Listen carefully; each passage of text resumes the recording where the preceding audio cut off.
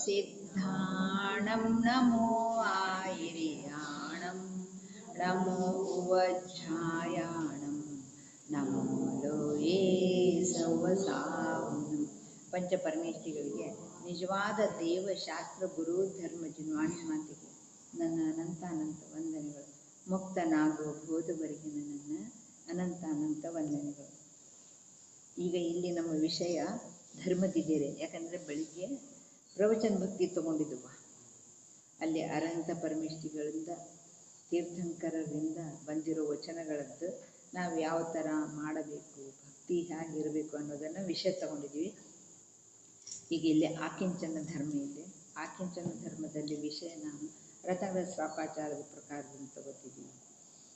ಸಮಂತ ಭದ್ರಾಚಾರ್ಯರಿಂದ ರಚಿತವಾಗಿರುವಂತಹ ಶ್ರಾವಕರ ಆಚರಣೆ ಹೇಗಿರಬೇಕು ಅನ್ನೋದನ್ನು ಅವರು ಮುನಿಗಳಾಗಿ ಭಾವಲಿಂಗಿ ಸಂತರಾಗಿ ಆ ಶ್ರಾವಕರ ಆಚರಣೆಯನ್ನು ಹೇಳಿದ್ದಾರೆ. ಯಾಕೆ ಹೇಳಿದ್ರೆ ಗೊತ್ತಾದರೆ, ಒಂದು ಸಲ ಅಲ್ಲಿ ವಿಷಯ ಬರ್ತಿದೆ ಏನಂದರೆ, ಅವರ ಸಮಯದಲ್ಲಿ ಕೆಲವೊಂದು ಮುನಿಗಳು ಭ್ರಷ್ಟರಾದರು. ಅದಕ್ಕೋಸ್ಕರ ಈ ವಿಷಯ ಯಾಕಪ್ಪ ಬರೆದ್ರಂದರೆ, ಶ್ರಾವಕರು ಹೇಗಿರ್ಬೇಕನ್ನ ಮೊದಲು ತಿಳ್ಕೊಡ್ರೆ. ಅಂದರೆ ಮುನಿಯರ ಆಚರಣೆ ಎಷ್ಟು ಉತ್ಕೃಷ್ಟ ಇರಬೇಕು. ಮತ್ತು ಇದು ಹೇಗಿದೆ, ಸಮ್ಯಕ್ ದೃಷ್ಟಿ ಶ್ರಾವಕನದ್ದ ವಿಷಯ ಇದೆ ರೀ. ಹೌದಾ? ಹಂಗಾದ್ರೆ ಅವ್ರ ಆಚರಣೆ ಹೇಗಿರ್ಬೇಕಾ ಅಂದರೆ ಅವರು ವಿಚಾರ ಮಾಡಬೇಕಾ ಯಾವ ಥರ ಅಂತಂದರೆ ಮುನಿಗಳೆಷ್ಟು ಶ್ರೇಷ್ಠ ಇರಬೇಕಾ. ಆ ದೃಷ್ಟಿಕೋನದಿಂದ ಶ್ರಾವಕರ ಆಚರಣೆ ಸಲುವಾಗಿ ಇದನ್ನು ವಿಷಯ ತಗೊಂಡು ರತ್ನಕರಂಡಕ್ಕೆ ಶ್ರಾವಕರ ಆಚರಣೆಯನ್ನು ಯಾಕೆ ಹಚ್ಚಿದ್ರಂದರೆ, ಸಮ್ಯಕ್ ದರ್ಶನ ಜ್ಞಾನ ಚಾರಿತ್ರ ರೂಪಿ ಯಾವ ರತ್ನ ಇದಾವಲ್ಲ, ಕರಂಡಕ್ ಅಂದರೆ ಪೆಟ್ಟಿಗೆ, ಅದರಲ್ಲಿ ಹಾಕಿರೋ ಪೆಟ್ಟಿಗೆ ಇದೆ. ಆ ಪೆಟ್ಟಿಗೆಯನ್ನು ಭದ್ರವಾಗಿ ಇಟ್ಕೊಂಡ್ರೆ ಶ್ರಾವಕರು ಅನಿಸ್ಕೊಳ್ತಾರೆ. ಶ್ರಾವಕರ ಅವಸ್ಥೆಯಲ್ಲಿ ಯಾವುದು ಬರ್ತಾರೆ? ಶ್ರದ್ಧಾವಾನ್, ವಿವೇಕವಾನ್, ಕ್ರಿಯಾವಾನ್. ಮೊದಲು ಶ್ರದ್ಧೆ ಇರಬೇಕಾ ನಿಜವಾದ ದೇವಶಾಸ್ತ್ರ ಗುರುಗಳ ಮೇಲೆ. ಹೌದಾ? ಶ್ರದ್ಧಾವಾನ್. ವಿವೇಕ ಅಂದರೆ ಅವ್ರ ಮೇಲೆ ಕೂಡ ನೀನು ಶ್ರದ್ಧಾ ಇಡುವಾಗ ವಿವೇಕದಿಂದ ಇಡು, ಪರೀಕ್ಷೆ ಮಾಡು. ನೋಡ್ರಿ, ಒಂದು ಸಲ ಹೇಳ್ತಾರ ಭಗವಂತರು ಕೂಡ ಸಮೋಷಣದಲ್ಲಿ ಹೇಳಿದಾರ, ಏನನ್ನು ನೋಡಿ ನೀನು ನಂಬಿಕೆಯಿಂದ ಶ್ರದ್ಧೆ ಮಾಡಬೇಡ, ನೀನು ವಿಚಾರ ಮಾಡಿ. ನೋಡ್ರಿ, ಯಾವುದೇ ಮುನಿಗಳು ಬಂದರೂ ಕೂಡ ಶಾಸ್ತ್ರದಲ್ಲಿ ಬರ್ತದ, ಯಾವುದೇ ನಗ್ನ ದಿಗಂಬರ ಮುನಿ ಬಂದರೆ 3 ಸಲ ದರ್ಶನ ಮಾಡು, 3 ದಿನ ಪರೀಕ್ಷೆ ಮಾಡು. ಅದರ ನಂತರ ಅವರ ಆಚರಣೆ ಆ ಥರ ಅನಿಸಿದರೆ ದೂರ ಸರಿದ್ಬಿಡು, ದೋಷಾರೋಪಣೆ ಮಾಡಬಾರ್ದು. ಗೊತ್ತಾಯ್ತಲ್ಲ ರೀ? ಆ ಥರ ಅನಿಸಿದರೆ ಅವ್ರ ಜೊತೆ ಬೇಡಣ ಅನ್ನೋದು. ಅದರ ಸಲುವಾಗಿ ಗ್ರಂಥದಲ್ಲಿ ಕೂಡ ಬರ್ತಿದ್ದ, ಸಮೋಷಣದಲ್ಲಿ ಅವರು ಕೂಡ ಹೇಳಿದ್ರಂದ್ರೆ ಎಲ್ಲವನ್ನು ಪರೀಕ್ಷೆ ಮಾಡಿ. ಯಾಕಪ್ಪ ಈ 3 ಶಬ್ದ ಇಟ್ರಾರಿ ಅಂತಂದರೆ, ಮೊದಲು ಹೇಳ್ತಾರ ಆಜ್ಞಾ ಪ್ರಧಾನ ಇದೆ. ಅಂದರೆ ನಮ್ಮ ಹಿರಿಯರು, ಮನೆಯಲ್ಲಿರೋ ಹಿರಿಯರೆಲ್ಲ ಹೇಳ್ತಾರೆ, ಮಂದಿರಕ್ಕೆ ಹೋಗು, ಮಂದಿರಕ್ಕೆ ಹೋಗು, ಮಂದಿರಕ್ಕೆ ಹೋಗಿ ಬಂದರೆ ನಿನಗೆ ನಾಷ್ಟಾ ಹಾಲು ಏನು ಕೊಡ್ತೀವಿ. ಇದು ಆಜ್ಞಾ ಮಾಡಿ ಮೊದಲು ಮಂದಿರಕ್ಕೆ ಹೋಗೋಕೆ ಅಲ್ಲಿ ಹೋಗಿ ಮುಟ್ಟಿ ಹಾಕಿ ಏನಾದರೂ ಒಟ್ಟು ಮೊದಲು ಭಗವಂತನ ದರ್ಶನ ಸಿಗಲಿ ಮಕ್ಕಳಿಗೆ ಅಂತ. ಅಂದರೆ ಅದು ಆಜ್ಞಾವಂತ. ಅದೇ ಪ್ರಕಾರ ಪರೀಕ್ಷಾ ಪ್ರಧಾನ ಇದೆ. ಅಂದರೆ ಅವ್ರು ದೊಡ್ಡವರಾದ್ರ ಮಕ್ಕಳು, ಆವಾಗ ಅವ್ರಿಗೆ ಹೇಳ್ತಾರ ಎಲ್ಲ ಕಡೆನೂ ಪರೀಕ್ಷೆ ಮಾಡಿ ನೋಡು. ಅದು ಯಾವ ಥರ ಭಗವಂತರನ್ನ ಹೇಗೆ ಇಟ್ಟಿದಾರ, ಏನು ಇಟ್ಟಿದಾರ, ಅವ್ರ ಮೇಲೆ ಏನೇನು ಹಾಕಿದ್ದಾರೆ. ನೋಡ್ರಿ, ಅಕಲಂಕ ನಿಕಲಂತದ್ದು ಎಲ್ಲರದ್ದು ಗೊತ್ತಿದೆ. ಹೌದಾ? ಅವರು ಕಲಿಯೋಕೆ ಎಲ್ಲಿದ್ರ? ಹಾಂ, ಗುರುಕುಲ್ ಹೆಸರು ಬೇಕು, ಬಿಹಾರದಲ್ಲಿ ಬರ್ತಿದೆ.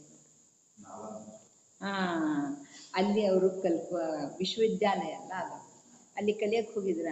ಅಲ್ಲಿ ಕಲಿಯಕ್ಕೆ ಹೋದ್ರೆ ಅದು ವಿಶ್ವವಿದ್ಯಾಲಯ ಬೌದ್ಧರು ನಡೆಸ್ತಿದ್ರವ. ಆದರೆ ಜೈನ ಫಿಸಲ್ಕ್ ಅಂದರೆ ಇದ್ರದ್ದೇ ಎಲ್ಲ ಜ್ಞಾನ ತಗೊಂಡಿದ್ರು ಮತ್ತು ಅದನ್ನು ಮಾಡ್ತಿದ್ರು. ಆದರೆ ಅಲ್ಲಿ 2 ಮಕ್ಕಳು ಯಾವ ಥರ ಇದೆ ನೋಡ್ರಿ. ಅವ್ರ ಗುರು ಅಲ್ಲಿ ಒಂದೇನೋ ಬೋರ್ಡ್ ಮೇಲೆ ಕತೆ ಗೊತ್ತಿರ್ಬೋದು ನಿಮಗೆಲ್ಲ, ಬರೆದು ಹೋಗ್ತಾರೆ.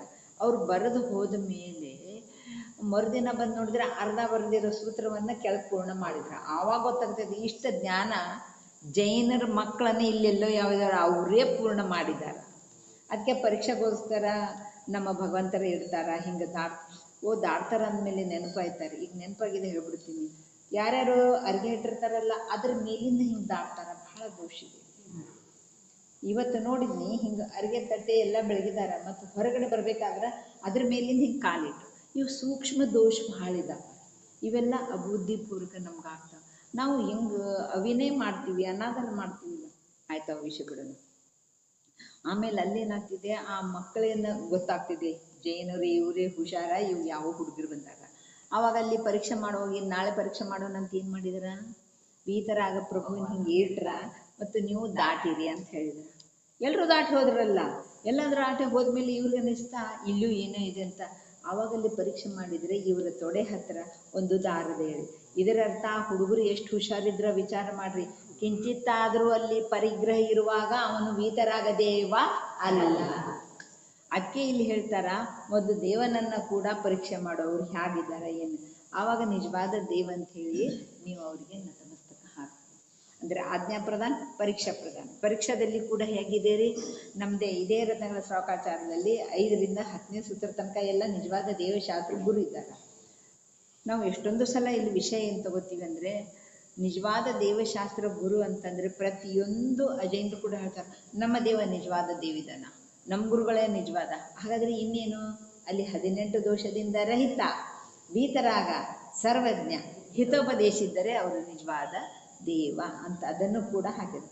ಈ ಪರೀಕ್ಷೆ ಆಯಿತು, ಆಮೇಲೆ ಆಜ್ಞಾ ಪ್ರದಾನ ಆಯ್ತಾ, ಪರೀಕ್ಷೆ ಆಯಿತು. ಇನ್ನು ನೀನು ವಿಚಾರ ಮಾಡು, ಹೇಗಿದ್ದಾರ ದೇವ, ಹೇಗಿದ್ದಾರ ಗುರು, ಹೇಗಿದೆ ಶಾಸ್ತ್ರ, ಇದರಲ್ಲಿ ಏನೇನಿದೆ, ನನ್ನ ಮನಸ್ಸಿಗೆ ಒಪ್ತಿದೆ, ನನ್ನ ಹತ್ರ ಜ್ಞಾನ ಇದೆ, ಇದರಲ್ಲಿನೇ ಶಾಸ್ತ್ರದ ಸಲುವಾಗಿ ಬರೆದಿದೆ ಇಲ್ಲ. ಸರ್ವಜ್ಞ ವೀತರಾಗರು ಉಪದೇಶಿಸಿದ್ದು ಮತ್ತು ಯಾರಿಂದ ಕೂಡ ವಿರೋಧ ಬರಬಾರ್ದು. ತತ್ವದ ಅನುಸಾರ ಅಲ್ಲಿ ಪರೀಕ್ಷೆ ಮಾಡ್ತಿದ್ದಾರೆ ಇಲ್ಲ ರೀ, ಆ ಪ್ರಕಾರ ಅಲ್ಲಿದ್ದರೆ ಸಮಸ್ತ ಜೀವರಾಶಿಗಳಿಗೆ ಹಿತದ ಉಪದೇಶ ಇರಬೇಕು. ಕುಮಾರ್ಗ ಬಿಡಿಸುವಂಥದ್ದು, ಕುಮಾರ್ಗ ಅಥವಾ ಅಲ್ಲಿ ಏನು ಬರ್ದಾರ, ಮಿಥ್ಯಾ ಮಾರ್ಗವನ್ನು ಬಿಡಿಸುವಂಥದ್ದು ಶಸ್ತ್ರ ಎನ್ನಲಾಗಿದೆ. ಆಮೇಲೆ ಗುರುಗಳ ವಿಷಯದಲ್ಲಿ ಏನು ಹೇಳಿದ್ರ ರೀ, ಪಂಚೇಂದ್ರಿ ವಿಷಯದ ಮೇಲೆ ಜಯ ಸಾಧಿಸಿದವರು, ಆರಂಭಾದಿ ಹಿಂಸೆಯಿಂದ ರಹಿತ ಇರುವವರು ಹೇಳಿದಾರ ಇಲ್ಲ. ಆಮೇಲೆ ಜ್ಞಾನ ಧ್ಯಾನದಲ್ಲಿ ರತ ಇರುವವರು, ಆಮೇಲೆ ಮತ್ತೊಂದು ಅಂದರೆ ಹಿತಮಿತ ಪ್ರಿಯ ಅವರಲ್ಲಿ ಕೂಡ ಇರ್ತದೆ. ಈ ಥರ ಈ 1-4ಗಳನ್ನು ಹೇಳಿ ಗುರುಗಳು ಇದ್ದಾರೆ ನೋಡ್ರಿ. ಆರಂಭದಿಂದ ಪ್ರಾರಂಭ ಇದ್ದರೆ ಹಿಂಸೆ ಶುರು ಆಗ್ತದೆ, ಹೌದಾ? ಮತ್ತು ಪಂಚೇಂದ್ರಿಯ ವಿಷಯದಲ್ಲಿ ತಲ್ಲೀನಾದರೆ ನಮ್ಮ ಥರನೇ ಶ್ರಾವಕರಾಗಿದ್ರಲ್ಲ, ಇದೇ ರತ್ನಗಳ ಶ್ರಾವಕದಲ್ಲಿ ಬರ್ತಿದ್ದೀರಿ. ಒಂದು ಅಣುವಿನಷ್ಟು ಕೂಡ ಪಿಂಚಿ ಕಮಂಡಲು ಬಿಟ್ಟು ಅವ್ರ ಹತ್ರ ಪರಿಗ್ರಹ ಇದ್ದರೆ ಅವರು ನಿಯಮದಿಂದ ಈ ಥರ ಹೇಳಿದಾರ. ಮತ್ತು ಪರಿಗ್ರಹ ಸಹಿತ ಇರುವಂತಹ ಶ್ರಾವಕ ಸಮ್ಯಕ್ ಶ್ರಾವಕ, ಪರಿಗ್ರಹ ಪ್ರಮಾಣದಿಂದ ಇರುವಂತಹ ಸಮ್ಯಕ್ ಶ್ರಾವಕ ನಿಯಮದಿಂದ ಸ್ವರ್ಗಕ್ಕೆ ಹೋಗ್ತಾರೆ. ಅಂದರೆ ಅವರು ಈ ಥರ ನೀವು ಪರೀಕ್ಷೆ ಮಾಡಿರಿ. ಅದಕ್ಕೆ ಪರೀಕ್ಷೆಯಲ್ಲಿ ಗುರುಗಳದ್ದು ಹೇಳಿದ್ನಲ್ಲ, 3 ದಿನ ಅವ್ರಿಗೆ ಆಹಾರ ಮಾಡಲೇಬೇಕು. ಯಾರೇ ಇರಲಿ, ಮನೆಗಳು ಬಂದರೆ 3 ದಿನ ಅವರ ಪರೀಕ್ಷೆ ಮಾಡಬೇಕು. ಅದರ ನಂತರ ಅವರ ದೋಷ ಕಂಡ್ರೆ ಸ್ವಯಂ ದೋಷಾರೋಪಣೆ ಮಾಡದೆ ನಾವು ಹಿಂದೆ ಸರಿತೀವಿ, ಹೌದಾ? ಈ ಥರ ಇಲ್ಲಿ ಕೂಡ ಆ ಥರ ಹೇಳಿರೋದ್ರಿಂದ ನಾವು ಬಹಳ ಎಚ್ಚರಿಕೆಯಿಂದ ವೀತರಾಗ ಪ್ರಭುವಿನ ಪರೀಕ್ಷೆ ಮಾಡೋದಿದೆ, ಗ್ರಂಥದ ಪರೀಕ್ಷೆ ಮಾಡೋದಿದೆ, ಹೌದಾ? ಆಮೇಲೆ ನಿರ್ಣಯ ತಗೊಳ್ಳೋದು. ಓ, ನಿಜವಾದ ದೇವಶಾಸ್ತ್ರ ಗುರು ಯಾರಿದ್ದಾರ, ನಿಮಗೆ ಜ್ಞಾನ ಇದೆ. ಬೆಳಗ್ಗೆ ಸಮಯ ಸಾರ್ದು ಹೇಳಿದ್ನಲ್ಲ, ಸ್ವಸಂವೇದನ ಮಾಡು. ಆಗಮದಲ್ಲಿ ಓದ್ತಿದ್ದ ಆಗಮದ ಸೇವನೆ ಮಾಡು, ಪರ ಹಾಗೂ ಅಪರ ಗುರುಗಳ ಇದು ಉಪದೇಶ, ಆಮೇಲೆ ಯುಕ್ತಿಯ ಅವಲಂಬನೆ 3ನೇದು. 4ನೇದು ಸ್ವಸಂವೇದನೆ.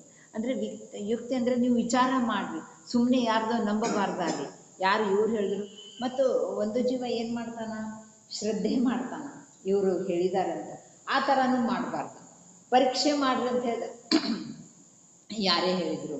ಮತ್ತು ಹೇಗಿದ್ದೀರಿ, ಸಿದ್ಧಾಂತ ಗ್ರಂಥವನ್ನು ಹೆಚ್ಚಾಗಿ ಅವಲೋಕನ ಮಾಡಬೇಕು. ಸಿದ್ಧಾಂತ ಗ್ರಂಥ ಅಂದರೆ ಏನು ಗೊತ್ತಾರೆ, ಸಿದ್ಧ ಮಾಡಿ ಅಂತ ಬಂದಿದೆ, ಸಿದ್ಧ ಮಾಡಿ ಕೊನೆ ಬಂದಿದೆ. ಅಂದರೆ ಹೇಗೆ ಸಿದ್ಧಾಂತ ಗ್ರಂಥ ಅಂದರೆ ಏನು ಸಿದ್ಧ ಮಾಡಿದಾರ, ದೇಹ ಮತ್ತು ಪುದ್ಗಲ ಭಿನ್ನಿದಾವ, ಅಗ್ನಿ ಯಾವಾಗಲೂ ಸುಡುವುದು, ನೀರು ಯಾವಾಗಲೂ ಶೀತಲತೆ, ಪ್ರತಿಯೊಂದು ದ್ರವ್ಯ ಪ್ರತಿ ಸಮಯ ಪರಿಣಾಮ. ಇವು ಸಿದ್ಧಾಂತ ಮಾಡಿ ತೋರಿಸು. ಇದ್ರ ಮುಂದೆ ಯಾರು ಏನು ಹೋಗ್ತೀರಿ ನೀವು, ಸಾಧ್ಯ ಇಲ್ಲ. ನಾವು ಏನು ಮುಂದೆ ಹೋಗೋಕ್ಕೆ ಸಾಧ್ಯ ಇದೆ ರೀ? ಇಲ್ಲ. ಅಗ್ನಿ ಉಷ್ಣ ಇಲ್ಲ ಅಂದರೆ ನೀರು ಶೀತಲ್ ಇದೆ, ಕುದಿಯುತ್ತಿರುವಂಥ ನೀರನ್ನು ಕೂಡ ಅಗ್ನಿ ಮೇಲೆ ಹಾಕಿದರೆ ಅದು ತಂಪಾಗಿ ಹೋಗ್ತಿದ್ದ ಇಲ್ಲ, ಆರಿ ಹೋಗ್ತಿದೆ. ಇವುಗಳನ್ನ ತತ್ವ ಇದರ ಮುಂದೆ ನೀವು ಇನ್ನೇನು ಹೋಗಿ ಸಂಶೋಧನೆ ಮಾಡಕ್ಕೆ ಸಾಧ್ಯನೇ ಇಲ್ಲ. ಅದರ ಹೆಸರು ಸಿದ್ಧಾಂತ ಗ್ರಂಥ. ಅದರಲ್ಲಿ ಈ ಥರ ಕೊಟ್ಟಿದ್ದಾರೆ. ಅದಕ್ಕೆ ಇವು ಸಿದ್ಧಾಂತ ಗ್ರಂಥ ಮೂಲ ಗ್ರಂಥ ಇದ್ದಾವಲ್ಲ, ಇವುಗಳ ಅಭ್ಯಾಸವನ್ನು ಮಾಡಿರಿ ಅಂತ ಹೇಳ್ತಿದ್ದಾರೆ. ಹಾಗಾದರೆ ಇಲ್ಲೇನು ಬಂದಿದೆ? ಈ ಥರ ಇಲ್ಲಿ ಹೇಳುವಾಗ ಇದು ಏನು ಧರ್ಮ ಇದೆಯಲ್ಲ, ಈಗ ನಾವು ಧರ್ಮ ತಗೊಳ್ಳಿದ್ದೇವೆ. ಆ ಕಿಂಚನ ಧರ್ಮ, ಕಿಂಚಿತ್ತು ಕೂಡ ಪರಿಗ್ರಹ ಇರಬಾರ್ದು. ಮತ್ತು ಅಣುವೃತ್ತಿಗಳಿಗೆ ಏನಿದೆ ಪರಿಗ್ರಹ ಪ್ರಮಾಣ ಇದೆ. ಯಾಕಂದರೆ ಅವರು ಅಂಶಿಕ ರೂಪದಿಂದ ಮಾಡ್ತಿದ್ದಾರೆ, ಅವರು ಮಹಾವೃತ್ತಿ ಅಂದರೆ ಪೂರ್ಣ ರೂಪದಿಂದ ಮಾಡ್ತಿದ್ದಾರೆ. ಹೌದಾ? ಹಾಗಾದರೆ ಇಲ್ಲಿ ಆ ಕಿಂಚನ ಅಂದರೆ ಕಿಂಚಿತ್ತು, ಇಲ್ಲಿ ಪರ ಏನೂ ಇಲ್ಲ. ನಮ್ಮದು ನಿನ್ನೆ ತಗೊಂಡಿದ್ವಲ್ಲ, ಕಿಂಚಿತ್ತು ಪರ ಇಲ್ಲ. ಹಾಗಾದರೆ ನನ್ನದೇನಿದೆ ಅಂದರೆ ನಮ್ಮದು ಬರೀ ಜ್ಞಾನ ಏನಿದೆ ನೋಡ್ರಿ, ನನ್ನ ಜೊತೆ ಬರೋದೇನು ಬರೀ ಜ್ಞಾನನೇ ಇದೆ ಇಲ್ಲ. ಈ ಜೀವಕ ಜ್ಞಾನನೇ ಮುಖ್ಯ ವಿಷಯ ಇದೆ. ಆಮೇಲೆ ಇಲ್ಲಿ ಪರ ಅಂತ ತಗೊಂಡಾಗ ನಮ್ಮ ಆಚಾರ್ಯರು ಏನು ಹೇಳ್ತಾರೆ, ಮೊದಲೇದು ಪರದಲ್ಲಿ ಏನು ಬಂತಾರೆ? ಶರೀರ ಬಂತ. ಆಮೇಲೆ ಶರೀರದ ಸಂಬಂಧ ಎಲ್ಲ ಬಂತ. ಅದಕ್ಕೆ ಇಲ್ಲಿ ಮುಖ್ಯ ವಿಷಯವಾಗಿ ಪರಿಗ್ರಹ ತಗೊಂಡಿದ್ದಾರೆ. ಯಾಕಂದರೆ ಪರಿಗ್ರಹನೇ ತಾನೇ ಇವನಿಗಿರೋದು. ಪರ ಅಂದರೆ ಮೊದಲು ಶರೀರ ಹಿಡ್ದ, ಆಮೇಲೆ ಉಳಿದದ್ದೆಲ್ಲ ಪರಿಗ್ರಹ ಅಂತ ತಗೊಂಡ. ಹೇಗಿದೆ ಅಂದರೆ ಮೋಹ ಅಂದರೆ ಏನಿದೆ ರೀ? ನಾನು, ಆಮೇಲೆ ನನ್ನವರು, ನನ್ನದು, ಇದರ ಹೆಸರು ಮೋಹ. ತನ್ನ ಸ್ವರೂಪ ಮರೆತು ಮಮತ್ವ ಭಾವ ಮಾಡಿ ಅದರಲ್ಲಿ ಏಕಾಗ್ರ ಆಗ್ತಾನ, ಅದರ ಹೆಸರು ಮೋಹ ಇದೆ ರೀ. ಹೌದಾ ಇಲ್ಲ? ಮೊದಲು ಶರೀರ ಅಂದರೆ ನಾ ತಿಳಿತಾನ, ಆಮೇಲೆ ನನ್ನದರ ಜೊತೆ ಇದನ್ನೆಲ್ಲವನ್ನು ನನ್ನದು ಅಂತ ತಿಳಿತಾನೆ. ನನ್ನದು ಸಹಜ ಅಂತೀವಲ್ಲ. ಅಂದರೆ ಸಮ್ಯಕ್ ದೃಷ್ಟಿ ಜೀವ ತನ್ನ ಗಂಡ, ಹೆಂಡತಿ, ಮಕ್ಕಳು, ತಂದೆ, ತಾಯಿ ಎಲ್ಲರೂ ನನ್ನದಂದ್ರು ವ್ಯವಹಾರದಿಂದ ಅಂತ ಹೋಗ್ತಾನೆ. ಅದರ ಒಳಗಡೆ ಧಾರಾಕಾರವಾಗಿ ನನ್ನದೇನಿದೆ ಭಾವ ಇಲ್ಲ, ಅದು ಗಟ್ಟಿ. ಈಗ ನೋಡ್ರಿ, ಅವನು ಅಂಗುಲಿ ಏನೋ ಇದ್ದಲ್ಲ ಒಬ್ಬ, ಏನಂದರೆ ಅಂಗುಲಿ ಮಾಲೆ ಹಾಕೋತಿರ್ತಾನಂದ್ರೆ ಬೆರಳು ಕಟ್ಟ ಮಾಡಿ, ಆವಾಗ ಬುದ್ಧ ಬೆಟ್ಟ ಆಗ ಅಂತ ಹೇಳ್ತಾರೆ. ಆವಾಗ ಅವನು ಕಿರುಬೆರಳು ಕಟ್ ಮಾಡ್ಬೇಕಂತ ಬಂದರೆ ಆವಾಗ ಅವನು ಹೇಳ್ತಾನೆ, ಅಂದರೆ ಏನು ತಗೋ ನೋಡ್ರಿ, ನಾ ಇಷ್ಟೆಲ್ಲರಿಗೂ ಇಲ್ಲಿವರೆಗೆ ಹಾರ ಕೊಟ್ಟಿದ್ದೀನಿ, ಪ್ರತಿಯೊಬ್ಬರದ್ದು ಮಾಡಿ ಹೋಗಿ ಕೇಳಿ. ಏನಾಗುತ್ತೆ ಇಲ್ಲಿ ಒಂದು ಬೆರಳು ವಿಮಲಮ್ಮ, ಆಯ್ತು ಹೆಂಡತಿಗೆ ಕೇಳಿ ಬಾ, ನೀವು ನರಕಿದೆ, ನರಕದ ಸ್ವರೂಪ ಇದೆ, ಅಲ್ಲಿ ಈ ಥರ ಮಾಡ್ತಾರ ಪಾಪ ಮಾಡಿದವರಿಗೆ, ಮತ್ತು ನೀನು ಪಾಲುದಾರ ಆಗ್ತಿ ಅಂದ್ರೆ ಆಕಿನೇನು ಹೇಳ್ತಾಳ, ನೀ ಮಾಡೋ ಪಾಪ ನನಗೆ ಹಾಕ್ಬೇಕು ಅಂದ್ಕೊಳ್ಳಿ. ಅವನಿಗೆ ಅವಾಗ ಜ್ಞಾನೋದಯ ಆಯ್ತಾ. ಮುಂದೆ ಅವನ ಹೆಸರು ಏನು ಹೇಳಿದ್ರ ರೀ?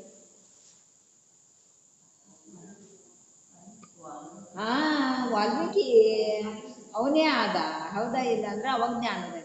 ಈ ಥರ ಏನೇ ನಾವು ಕರ್ಮ ಮಾಡಿದರೂ ಕೂಡ ಅದನ್ನು ನಾವು ಒಬ್ಬರೇ ಭೋಗಿಸೋದಿದೆ. ನನ್ನ ಗಂಡನೂ ಬರೋದಿಲ್ಲ, ತಾಯಿ ಬರೋದಿಲ್ಲ, ತಂದೆ ಬರೋದಿಲ್ಲ, ಮಕ್ಕಳು ಬರೋದಿಲ್ಲ, ಹಳೆಯರು ಬರೋದಿಲ್ಲ, ಮಗ ಬರೋದಿಲ್ಲ, ಸೊಸೆ ಬರೋದಿಲ್ಲ.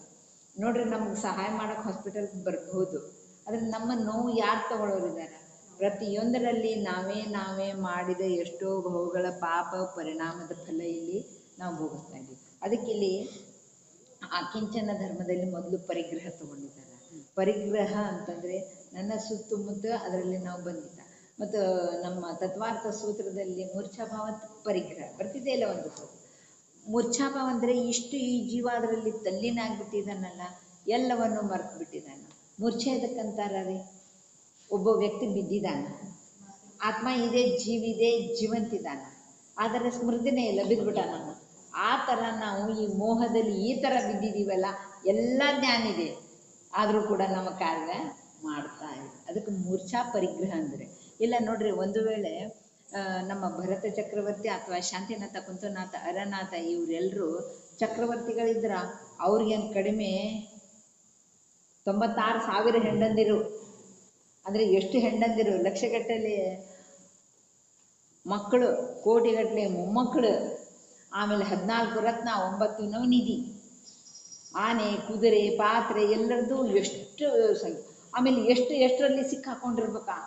ನಾವು ಒಂದು ಚಮಚ ಕಳಿತಂದ್ರೆ ನನ್ನ ಚಮಚ ಎಲ್ಲಿ ಹೋಯ್ತು ಎಲ್ಲತ್ತು ಹುಡುಕಾಡ್ತೀವಿ. ಅಷ್ಟು ನಮ್ಮಲ್ಲಿ ಮೋಹ ಅಡಕಾಗಿಬಿಟ್ಟಿದ್ದಾರೆ. ಅಷ್ಟೇ ಅಲ್ಲ, ಇನ್ನೊಂದು ವಿಷಯ ಹೇಳ್ತೀನಿ, ಪ್ಲಾಸ್ಟಿಕ್ ಕವರ್ಗಳು ಸುದ್ದ ನಾವು ಇಟ್ಕೋತೀವಿ. ಇಂಥದ್ರಲ್ಲಿ ಸಿಕ್ಕಾಕೊಂಡಿವಿ. ಯಾವಾಗ ನಮ್ಮ ಕಲ್ಯಾಣ ಆಗೋದು? ಅದಕ್ಕೆ ಯಾಕಪ್ಪ ಶಾಸ್ತ್ರ ಶ್ರದ್ಧೆ ಹೆಚ್ಚು ಹೆಚ್ಚು ಮಾಡಿ ಎಷ್ಟಾಗ್ತಿದೆ ಅಷ್ಟು ಕಡಿಮೆ ಮಾಡ್ಕೊಳ್ಳೋದಿದೆ ನೋಡಿ. ಹೌದಾ? ಈ ಥರ ಈ ಪರಿಗ್ರಹದ ಸಲುವಾಗಿ ಇಲ್ಲಿ ಆ ಕಿಂಚನ ಅಂದರೆ ನೀನು ಸದಾ ಎಚ್ಚರಿಕೆಯಿಂದ ಇರಲ್ಲ. ಕಿಂಚಿತ್ತು ಪರ ನನ್ನದಲ್ಲ. ಹಾಗಾದರೆ ಕಿಂಚಿತ್ತು ನನ್ನದಲ್ಲ ಅಂದರೆ ನನ್ನದು ಏನಿದೆ? ನನ್ನದೇನೆಂದರೆ ಬರೀ ಜ್ಞಾನ ಇದೆ. ಜ್ಞಾನದ ಲಕ್ಷಣ ಏನಿದೆ? ನೋಡೋದು, ತಿಳಿಯೋದು. ನೀವು ಪ್ರತಿಯೊಂದವನ್ನೆಲ್ಲ ನೋಡೋದು ತಿಳಿಯೋದು. ಯಾಕಂದರೆ ನಮ್ಮ ಭಗವಂತರು ಹೇಗಿದ್ದಾರ? ಸರ್ವಜ್ಞ. ಅವರಲ್ಲಿ ಏನಿದೆ ಗೊತ್ತಾರೆ? ಮೂರು ಲೋಕದಲ್ಲಿರುವಂಥ ಚರ ಅಚರ, ಜಡ ಮತ್ತು ಚೇತನ ಪದಾರ್ಥಗಳನ್ನು ಅತೀತ ಅನಾಗತ ವರ್ತಮಾನದ ಸಮಸ್ತ ಪರ್ಯಾಯವನ್ನು ನೋಡ್ತಾರೆ. ಆದರೆ ಯಾವುದೇ ಪರ್ಯಾಯವನ್ನು ನೋಡುವಾಗ ಅಯ್ಯೋ ಪಾಪ ಈ ಥರ ಆಯಿತು ಅಂತಾರ. ಅದಕ್ಕೆ ಅವರು ಸರ್ವಜ್ಞ ಇದ್ದಾರೆ. ಇಲ್ಲಾಂದರೆ ಅವರು ರಾಗದಲ್ಲಿ ಒಂದಾಗ್ಬಿಡ್ತಿದ್ರ. ಆಮೇಲೆ ಅವಾಗ ವೀತರಾಗ ಹೆಂಗೆ ಅನ್ನೋದವ್ರಿಗೆ? ಅವರು ರಾಗಿದ್ವೇಷ ಆಗ್ತಿದ್ರ ಇಲ್ಲ ರೀ.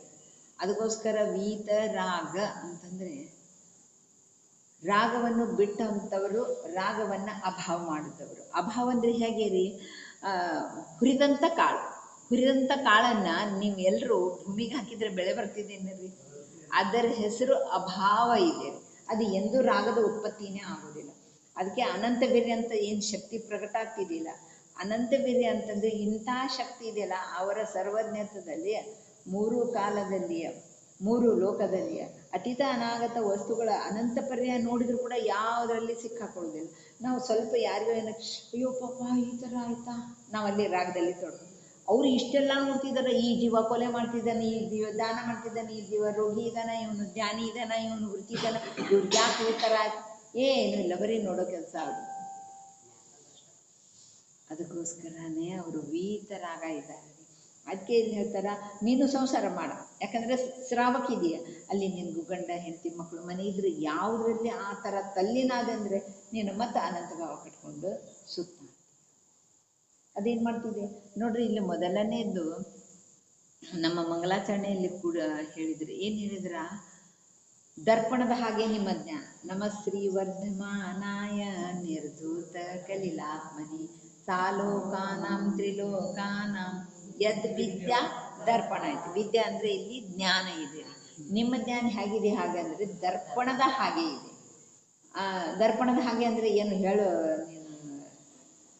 ಅರ್ಚನ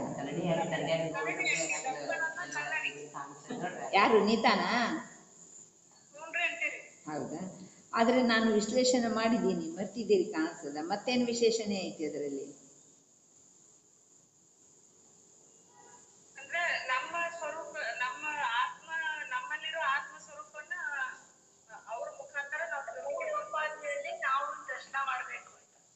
ಕನಕಮಂಜರಿ, ಕನಕವಲ್ಲಿ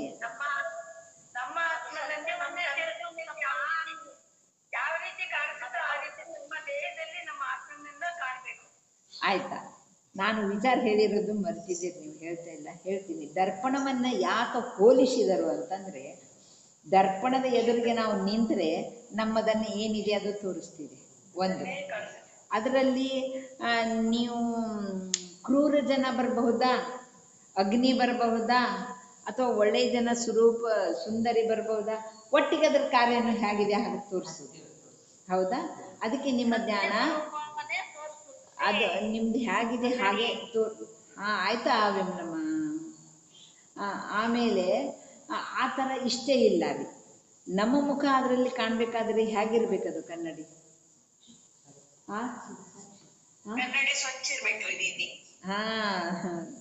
ಸರಿತಾ? ಹೌದು, ಕನ್ನಡಿ ಸ್ವಚ್ಛ ಇರಬೇಕಾದ್ರೆ ಆವಾಗ ಕಾಣಿಸ್ತಿದೆ. ಹೌದಾ?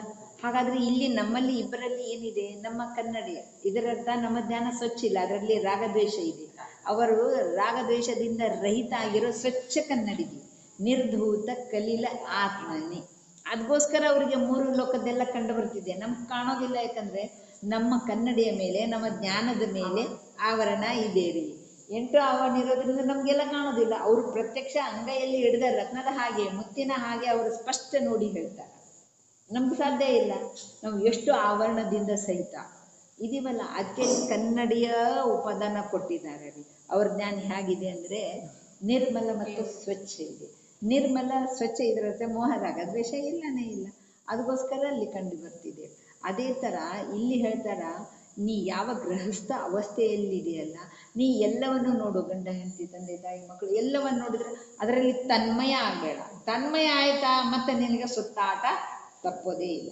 ಈಗ ಸಹಜ ಅಂತೀವಲ್ಲ, ಅದೇ ಮಕ್ಕಳು ನಮಗೆ ಕಷ್ಟ ಕೊಟ್ರೆ ಏನಂತೀವಿ, ಯಾ ಜನ್ಮದ ಪೀಡೆ ಇತ್ತು, ಯಾರಿಗಿತ್ತ ಈಗ ಬಂದಿದೆ ಮಗ ಆಗಿ ಸೊಸೆ ಆಗಿ ಮಗಳಾಗಿ ಏನೇನೋ ಮುಂದೆ ಎಲ್ಲ ಅದಕ್ಕೆ ಕಷ್ಟ ನೋಡ್ರಿ. ಎಂತಹ ಬೇರೆ ಅಜೈನರಿದ್ರು ಕೂಡ ಎಲ್ಲರೂ ಈ ವಿಷಯ ತಗೊಂಡಿದ್ದಾರೆ.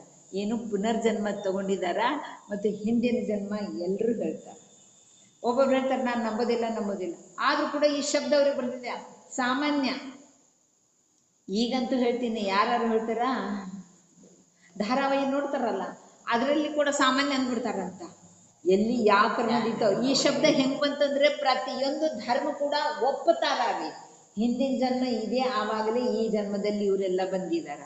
ಆದರೆ ಹಿಂದಿನ ಜನ್ಮದಲ್ಲಿ ಬರಬೇಕಾದ್ರೆ ನಿಂದು ಅವ್ರ ಜೊತೆ ಸಂಬಂಧ ಇತ್ತಲ್ಲ, ಅದಕ್ಕೆ ಹಿಂದಿನ ಜನ್ಮ, ಈ ಜನ್ಮ, ನಾಳೆ ಜನ್ಮದಲ್ಲಿ ನಮ್ಮಲ್ಲಿ ಅಂತ ಹೇಳ್ತೀವ, ಮುಂದಿನ ಇದರಲ್ಲಿ ತೀರ್ಥಂಕರ ಇಷ್ಟು ಜನ ಆಗ್ತಾರೆ. ಬೆಳಗ್ಗೆ ಹೇಳಿದ್ನಲ್ಲ ಹೆಸರು ಕೂಡ, ಯಾಕಂದ್ರೆ ಅದು ಫಿಕ್ಸ್ ಇದೆ ರೀ ಪ್ರತಿಯೊಬ್ಬರದು.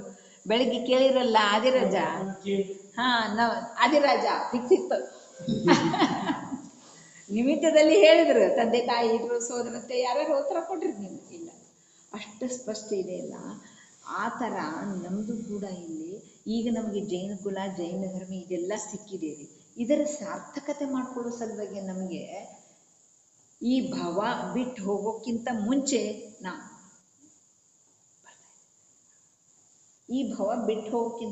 ಅದರ ಸಾಧನೆ ಆಗ್ಬೇಕಂದ್ರೆ ಆವಾಗ ನಾವು ಒಳ್ಳೇದು ಹೋಗೋಕ್ಕೆ ಸಾಧ್ಯ ಇದೆ.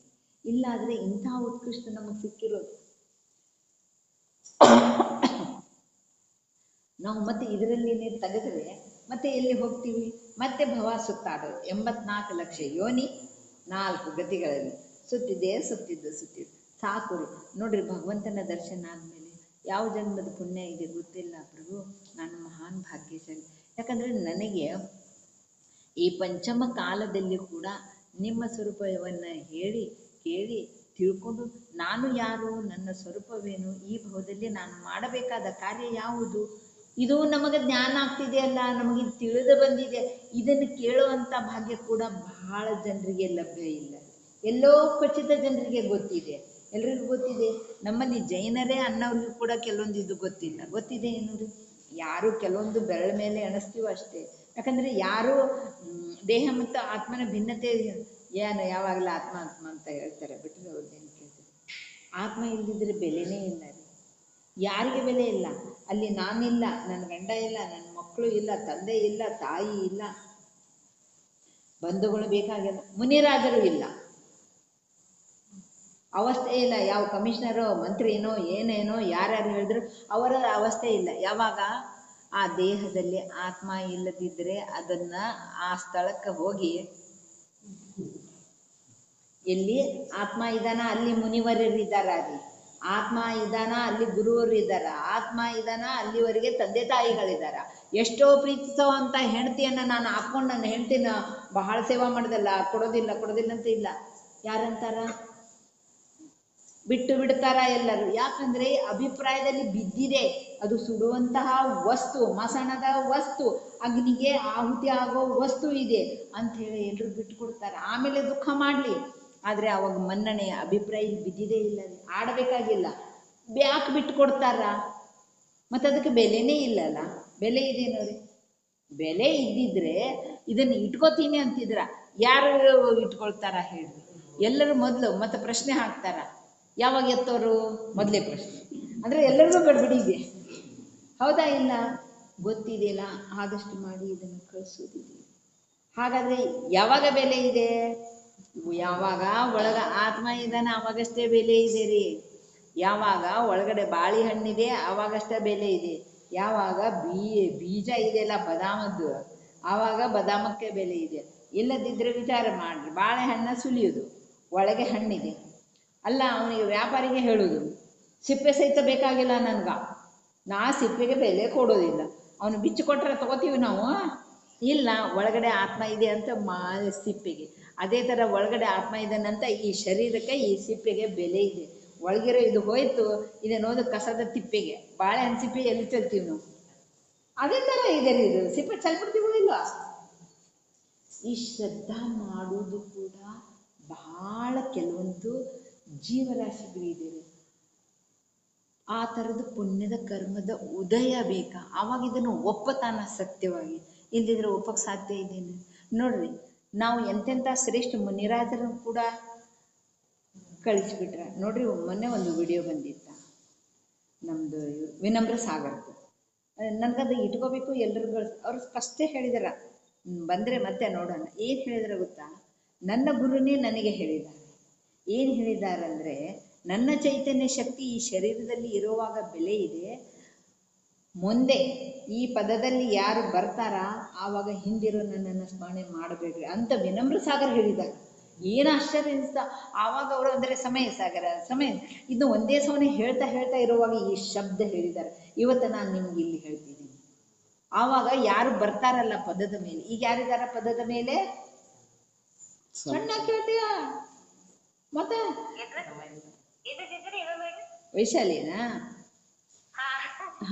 ವಿನಮ್ರ ಸಾಗರ್ ಇದ್ದಾರಲ್ಲ, ಅವರು ಸ್ಪಷ್ಟ ಹೇಳಿದರು. ಏನು ಹೇಳಿದರು? ಈಗ ಯಾರಿದ್ದಾರೆ ಹೇಳೋ ಆಚಾರ ಪದವಿ ಒಳಗ? ಸಮಯ ಸಾಗರ್ ಅವರು ಹೇಳಿದ್ರಂತೆ. ಯಾಕಂದ್ರೆ ಅವ್ರು ಆದ್ಮೇಲೇನೆ ಜಸ್ಟ್ ಏನೇನು ಕಾರ್ಯ ಅದುವ, ಎಷ್ಟು ವಿಜೃಂಭಣೆಯಿಂದ ಇಡೀ ಭಾರತ ದೇಶದ ಜನರು ಶ್ರಾವಕರು ಎಲ್ಲ ಒಂದುಗೂಡಿ ಆಚಾರ ಪದವಿ ಕೊಟ್ರ. ಆವಾಗ ಅವರೆಲ್ಲ ಸೊಟ್ಟು ಮುಖ ಹಾಕೊಂಡಿದ್ರು, ಆನಂದದಿಂದ ಉತ್ಸಾಹದಿಂದ ಕೊಟ್ರು. ಅಂದ್ರೆ 3 ದಿನದಲ್ಲಿ ನೀವು ಏನಾಯ್ತಾ ಹೋಗಿದ್ಯಾ ಕೇಳ್ದಲ್ಲ. ಅಂದ್ರೆ ವಿಚಾರ ಆದ ವಿನಮ್ರ ಸಾಗರ ಎದ್ದು ಬಂದಿದ್ದೈತ. ಅವ್ರು ಹೇಳಿದ್ರು, ಯಾರೋ ಉಳಿದ ಮುನಿಗಳಲ್ಲಿ ಯಾರ್ಯಾರು ಇದ್ರಲ್ಲ ಸಲ್ಲಿ ಕಾಣ್ತಾನೆ, ಆವಾಗ ಅವ್ರು ಹೇಳಿದ್ರು, ನಾನು ಹೋದ ಮೇಲೆ ಯಾರು ಇಲ್ಲಿ ಆಚಾರ ಪದವಿಗೆ ಬರ್ತಾರ ಆವಾಗ ಅವರಿಗೂ ಕೂಡ ಎಲ್ಲ ಸತ್ಕಾರ ಸಮಾರಂಭ ಅವರೆಲ್ಲ ಕಾರ್ಯಕ್ರಮ ಆಗ್ಬೇಕಲ್ಲ ಆಚಾರ ಪದವಿದು. ಇದೆಲ್ಲ ಮಾಡುವಾಗ ನನ್ನನ್ನು ಹಿಂದೋಗಿ ಸ್ಮರಣೆ ಮಾಡಿ ಮಾಡಿ ದುಃಖ ಮಾಡಬೇಡ್ರಿ. 3 ದಿನದಲ್ಲಿ ಎಲ್ಲರೂ ನೋಡ್ರಿ ಎಷ್ಟು ವಿಜೃಂಭಣೆಯಿಂದ ಅವರು ಪದವಿ ಮಾಡಿದಾರ ಇಲ್ಲ ರೀ. ಯಾರವಾಗ ದುಃಖ ಮಾಡ್ತಾ ನನ್ನ ಗುರು ಹೋದ್ರು, ನಾನು ಇಲ್ಲಿರ್ತೀನಿ, ನಾನು ಹೊರಗಡೆ ಬರೋದಿಲ್ಲ, ನಾನು ಆ ಸಂಭ್ರಮಕ್ಕೆ ಬರೋದಿಲ್ಲ ಅಂದ್ರೆ ಇದು ಸ್ಪಷ್ಟ ಹೇಳಿದಾರೆ ವಿನಮ್ರ ಸಾಗರ್. ಅದಕ್ಕೆ ನಾವೀಗ ಆನಂದದಿಂದ ಎಲ್ಲ ಕಾರ್ಯ ಮಾಡ್ತಾ ಇದ್ದೀವಿ. ಇದನ್ನು ಸಮಯ ಸಾಗರ ಅಂದ್ರೆ ಇದೇ ತರ ಹೇಳುದು. ತಂದೆ ಹೋದ, ತಾಯಿ ಹೋದ್ಲು, ಗಂಡ ಹೋದ, ಹೆಂಡತಿ ಹೋದ್ಲು, ಮಕ್ಕಳು ಹೋದ್ರು, 3ನೇ ದಿನ ಮಾಯನಣ್ಣು ತಿನ್ನೋದನ್ನ ಪ್ರತ್ಯಕ್ಷ ನೋಡಿದ್ದೀನಿ. ಅದು ಹೋದಿದ್ದೋಯ್ತು. ಇವರೆಲ್ಲ ಕೂತ್ಕೊಂಡು ಹಣ್ಣು 1000 ರೂಪಾಯೋ 1500 ಕೊಟ್ಟು ಹಣ್ಣು ತಿಂತ ಕೂತಾರ. ಕಣ್ಣಿಂದ ನೋಡಿ ಬಂದಿದ್ದೀನಿ. ಎಲ್ಲಿದೆ ರೀ ದುಃಖ? ಅದಕ್ಕೆ ನಿನಗೆ ನಾಳೆ ಬೆಲೆ ಇಲ್ಲ, ಈಗಲೇ ಸಾಧನೆ ಮಾಡ್ಕೊಂಡು ನಿನ್ನದು. ಕಿಂಚಿತ್ತೂ ನನ್ನದಿಲ್ಲ. ಅದಕ್ಕೆ ಇಲ್ಲಿ ಹೇಳ್ತಿದಾರ, ನೀನು ಕೂಡ ಪರ ಇದೀಯಾ. ಯಾರು ದುಃಖ ಮಾಡ್ತಾರ ರೀ? ಮೊದಲು ಏನು ಕಾರ್ಯ ಇದೆ? ಅವರು ಫಿಕ್ಸ್ಡ್ ಡಿಪಾಸಿಟ್ ಯಾರ್ಯಾರ ಹೆಸರು, ಹೌದು ನಮ್ಮ ಮೇಲೆ ಹೆಸರು, ಇದು ಸಂತೆಗೆ ಇಲ್ಲ ರೀ. ಅವರು ತೀರಿ ಹೋಗಿದ್ದಾರ. ಈ 10 ದಿನದಲ್ಲಿ ಶುದ್ಧ ಆಗೋವರೆಗೂ ಕೂಡ ಈ ಕಾರ್ಯಕ್ರಮ ಎಲ್ಲ ನಾವು ಮಾಡ್ಕೋಬೇಕು. ಯಾವ ಆಸ್ತಿ ಏನಿದೆ 2 ದಿನ ಆಗೋದಿಲ್ಲ. ಮೊದಲು ಅವರು ಟ್ರೆಸ್ರಿ ಓಪನ್ ಮಾಡ್ತಾರ, ಅದರಲ್ಲಿ ಏನೇನಿದೆ ಅಂದರೆ ಸತ್ಯ ಇರೋ ಘಟನೆ ಹೇಳ್ತಿದ್ದೀನಿ ನಾನು. ಮೊದಲು ಯಾರ ಹೆಸರಲ್ಲಿ ಇಟ್ಟಿದ್ದಾರೆ, ಏನಿಟ್ಟಿದ್ದಾರೆ, ಎಲ್ಲೆಲ್ಲಿ ಇಟ್ಟಿದ್ದಾರೆ, ಇಲ್ಲ ಸರಿಯಾಗಿ ಹಿಡ್ದಿದ್ರೆ ಆ ದಿವಸದ ಕಾರ್ಯ ಆಗೋಕ್ಕಿಂತ ಮುಂಚೆ ಕಡಿಮೆ ಸಿಕ್ಕವ್ರಿಗೆ ಸಿಕ್ಕಾಪಟ್ಟೆ ಬೈತಾರ. ಸಿಕ್ಕವ್ರಿಗೆ ಮತ್ತು ಬಹಳ ಸಿಕ್ಕವ್ರು ಅಂತಾರೆ, ನಾನು ಸೇವೆ ಮಾಡಿದ್ದ ನನಗೆ ಸಿಕ್ತು, ನಾನು ಆ ಥರ ಈ ಥರ. ಅಂದರೆ ಯಾರಿಗೆ ಬೆಲೆ ಇದೆ ರೀ? ಆ ತಂದೆಗಿದೋ, ಗಂಡಗಿದೋ, ಹೆಂಡತಿಗಿದೆ, ಮಕ್ಕಳಿಗಿದೆ. ಇಲ್ಲಿ ಅದಕ್ಕೆ ಹೇಳ್ತಿದಾರ, ಕಿಂಚಿತ್ತು ನಿನ್ನದು ಏನಿಲ್ಲ ಹುಚ್ಚಪ್ಪ, ಯಾಕೆ ಪರಿಣಾಮ ಕೆಡಿಸ್ಕೋತಿ? ಇರೋವರೆಗೂ ಇಂಥ ಉತ್ಕೃಷ್ಟ ಜನದೇವ ಸಿಕ್ಕಿದಾರ, ಅವರ ಭಕ್ತಿ ಸ್ತುತಿ ಮಾಡು, ನಿನ್ನ ಸ್ವರೂಪವನ್ನು ತಿಳ್ಕೊ ಅಂತ ಸದಾ ಅವರು ಹೇಳಿ ಹೊಳಿ ಮೋಕ್ಷ ಮಾರ್ಗದಲ್ಲಿ ನಡೆಯಪ್ಪ ಅಂತ ಹೇಳಿದ್ದಾರೆ. ಆಮೇಲೆ ಈಗ ನಾವೇನು ಮಾಡುತ್ತ? ವ್ಯವಹಾರದಿಂದ, ಈಗ ನಾವು ಹೇಳಿದ್ವಲ್ಲ ನೋಡ್ರಿ, ವ್ಯವಹಾರದಿಂದ ನಾವು ಒಂದು ಕವರ್ ಕೂಡ ಇಡೋದಿಲ್ಲ, ಅದನ್ನು ಕೂಡ ಇಡ್ತೀವಿ, ನಾಳೆ ಉಪಯೋಗಕ್ಕೆ ಬರ್ತದೆ. ಆದರೆ ಈ ಕಾರ್ಯ ಮಾಡುವಾಗ ಸಮ್ಯಕ್ ದೃಷ್ಟಿ ಜೀವ ಕೂಡ ಏನು ಮಾಡ್ತಿದ್ದಾನ ರೀ? ಅವನೇನು ಬಾಗಿಲಿಗೆ ಲಾಕ್ ಆಗದೆ ಯಾರಿಗೇನು ಸಿಕ್ತಿದಾಗ ಈ ಥರ ಭಗವಿನ ಜ್ಞಾನದಲ್ಲಿ ಏನು ಮಾಡೋದಿದೆ ಅದೇ ಆಗ್ತಿದೆ ಅಂತ ಹೇಳಿ ಬಾಗಿಲು ಓಪನ್ ಇಟ್ಟು ಹೋಗ್ತಾನ? ಓಪನ್ ಇಟ್ಟು ಹೋಗ್ತಾನ? ಇಲ್ಲ ರೀ. ಅವನು ಕೂಡ ಬೀಗ ಹಾಕ್ತಾನ, ಬೀಗದ ಕೈ ಗಟ್ಟಿ ಹಿಡಿತಾನ, ಎಲ್ಲ ನೋಡಿಕೊಂಡು ಶ್ರದ್ಧಾದಲ್ಲಿ ಆಗೋದಿದೆ, ಅದರ ಸಲುವಾಗಿ ಚಿಂತೆ ಮಾಡದೆ ನಡೆ ಮುಂದೆ. ನನ್ನ ಆಯು ಕರ್ಮ ಮುಗಿದಿದೆ, ಯಾವಾಗ ಚಿಂತೆ ಮಾಡಿ ಏನಾಗೋದಿದೆ ನೋಡ್ತೀನಿ, ನನ್ನದು ಯಾವಾಗ ಮುಗಿದಿದೆ ನೋಡ್ತೀನಿ ಅಂತ ಲಾರಿ ಅದು ಟ್ರಕ್ ಬರ್ತಾವಾದರೆ ಎದುರು ನಿಂತು ಬಿಡ್ತಾನ. ನಾನು ಏನಾಗ್ತಿದ್ನು ಇಲ್ಲ ರೀ, ಅವನು ಸಡಿಂದ ಹೋಗ್ತಾನ, ತನ್ನ ಜೀವ ರಕ್ಷಣೆ ಮಾಡ್ತಾನ. ಹೋಗುವಾಗ ಏನಾದರೂ ಆ ಘಟನೆ ನಡೆದರೆ ಓ ಇದೇ ಥರ ನಂದಿತ್ತು, ನಾನು ಎಷ್ಟು ಎಚ್ಚರಿಕೆಯಿಂದ ಹೋದರೂ ಕೂಡ ನನ್ನದು ಇದೇ ಥರ ಇತ್ತು ಅಂತ ಶ್ರದ್ಧೆ ಇದೆ ರೀ. ನಮಗೆ ಒಳಗಡೆ ಈ ಶ್ರದ್ಧೆ ಬೇಕು. ನನ್ನದೇ ಕರ್ಮದ ಉದಯ ಇದೆ, ಅದಕ್ಕೆ ಅದು ಸಮ್ಯಕ್ ದೃಷ್ಟಿ ಜೀವ ಕೂಡ ನಿನ್ನೆ ಬಂದಿರೋ ವಿಷಯದಲ್ಲೇನು ಬೆಳಿಗ್ಗೆ ಅವನು ಕೂಡ ವಿರೋಧಿ ಹಿಂಸೆ ಯಾಕೆ ಮಾಡ್ತಾನ? ಇವರ ಸಲುವಾಗಿ. ನಿಜವಾದ ದೇವಶಾಸ್ತ್ರ ಗುರು ತನ್ನ ಆತ್ಮನ ರಕ್ಷಣೆ.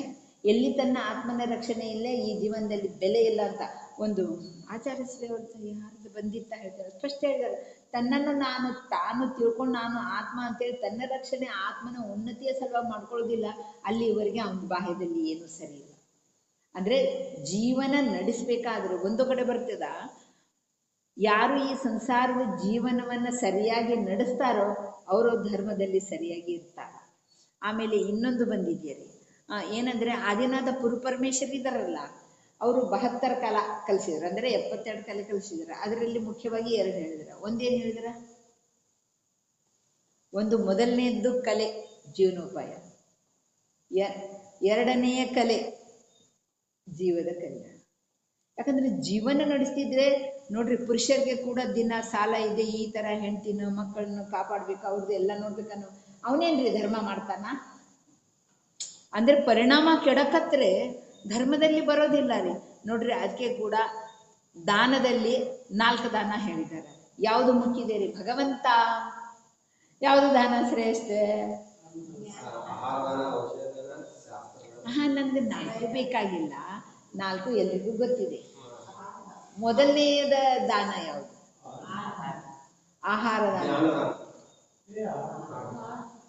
ಇದೆಲ್ಲ ತಿಂದು ಸರಿ ಇದ್ರೆ ಮೊದಲ ಆಹಾರ ದಾನ. ನೋಡ್ರಿ, ಒಂದು ಮಾತು ಹೇಳ್ತೀನಿ, ಎಲ್ಲಿ ಹೊಟ್ಟೆ ಹಸಿತಿದೆ ಆಹಾರ ಕೊಡ್ಲಿಲ್ಲ ಅಲ್ಲಿ ಉತ್ಕೃಷ್ಟವಾಗಿ ಎದ್ದು ನಿಲ್ತೇವೆ, ಕ್ರೋಧ ಕಷಾಯ ಭಾವ ಇಲ್ಲ. ಹೊಟ್ಟೆ ತಣ್ಣಗಾದ್ಮೇಲೆ ಇಲ್ಲಿ ಬರ್ತೀವಿ, ಇಲ್ಲದಿದ್ರೆ ನನಗೆ ನನ್ನ ಕಷ್ಟ ಆಗಿದೆ, ಯಾವನಲ್ಲಿ ಕೇಳೋನು, ಯಾವನ್ ಧರ್ಮ ಮಾಡವು, ನಂದು ಬಡತನ ಇಷ್ಟು ನಡೆದಿದ್ದೆ, ಅದನ್ನ ಮಾಡ್ಕೊಂಡು ಹೋದ್ರೆ ನನ್ನ ತಂದೆ ತಾಯಿ ಹೆಂಡತಿ ಮಕ್ಕಳಿಗೆ ಹೆಂಗೆ ಹಾಕಲ್ಲ, ನಾನು ಮೊದಲು ದುಡ್ಡು ಬರ್ತೇನೆ. ಅದಕ್ಕೆ ಆದಿನಾಥ ಪುರುಪರಮೇಶ್ವರ್ ಕೂಡ ಮೊದಲು ಜೀವನೋಪಾಯ, ಜೀವನ ನಡೆಸೋ ಶ್ರಾವಕ ಅವಸ್ಥೆಯಲ್ಲಿ ಜೀವನ ನಡೆಸಬೇಕಾಗಿದೆ. ಅದರ ನಂತರ ಜೀವನೋಪಾಯ, ಜೀವದ ಕಲ್ಯಾಣ ಆಮೇಲೆ ಮಾಡೋದು. ಅದಕ್ಕೆ ಮೊದಲನೇ ಸ್ಥಾನ ಆಹಾರ ದಾನಕ್ಕಿದೆ. ನೋಡ್ರಿ, ಮೈಕ್ ಮೇಲೆ ನೀವೆಲ್ಲ ಮಾತಾಡ್ತಿರ್ತೀರೋ ಇಲ್ಲೋ, ಆಹಾರ ದಾನ ಸಲುವಾಗಿ ಇಷ್ಟು ಕೊಟ್ರು ಎಲ್ಲಿದಾನಲ್ಲಿ ಕೇಳ್ತಿದೆಯಿಲ್ಲ? ಗೀತಾ ಇವತ್ತು ಗೀತಾ ಅಂದು 5 ದಿನದ ಆಹಾರ ದಾನ ಅಂತ ಹೆಸರು ತಗೊಂಡ್ರಿ ಇಲ್ಲ? ಎಲ್ಲ ನೀವು ವ್ಯವಸ್ಥೆ ಮಾಡಿದರೆ ಅದನ್ನ ನಡೀತಿದೆ ಇಲ್ಲ? ಯಾರು ಕೇಳಿಸಿದೆ ಇಲ್ಲ ಗೀತಾ? ಕೇಳಿಸಿಲ್ಲ ನಿಮ್ಗ?